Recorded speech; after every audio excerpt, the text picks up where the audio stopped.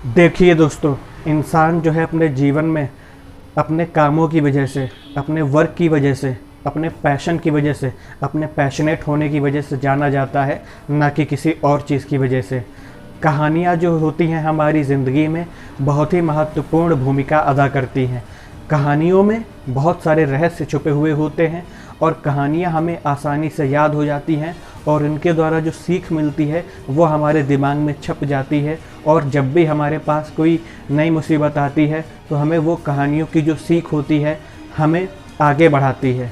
तो दोस्तों, मैं ऐसे ही एक कहानी लेकर आया हूँ आप सभी के लिए, जो आपको प्रेरणा देगी और आपको अपने जीवन में सफल बनाने के लिए भी उकसाएगी। तो चलिए करते हैं आज की कहानी की शुरुआत। एक समय की बात है, एक लड़का था, उसका नाम हरीश था।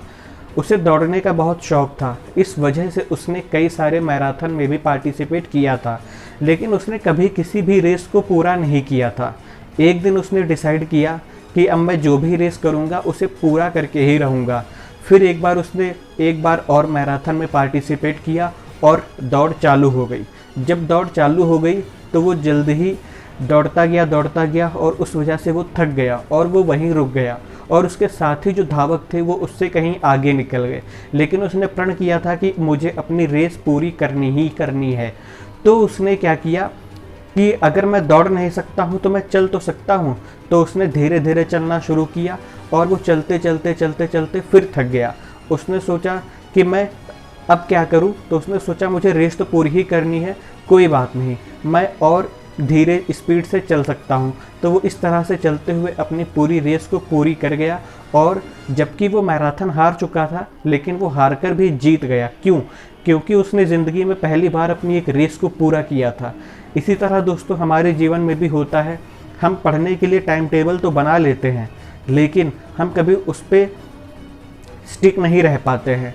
अगर आपने ये डिसाइड किया है कि आपको 10 घंटे रोज़ पढ़ना है तो आपको 10 घंटे रोज़ पढ़ना है। अगर आपके जीवन में कभी भी कोई ऐसी परिस्थिति आ जाए कि आपको नहीं पढ़ने को मिल रहा है, तो अगर आपको 5 घंटे भी पढ़ने को मिल रहे हैं तो आप 5 घंटे पढ़िए। तो हरीश की कहानी से हमें यही सीखने को मिलता है कि अगर हम लगातार छोटे छोटे प्रयास करते चले जाएं तो जीवन में हम एक दिन ज़रूर सफल होंगे और सफलता हमारे कदम चूमेगी। तो हरीश की तरह लगातार आप प्रयास करते रहिए और आप ज़रूर सफल होंगे।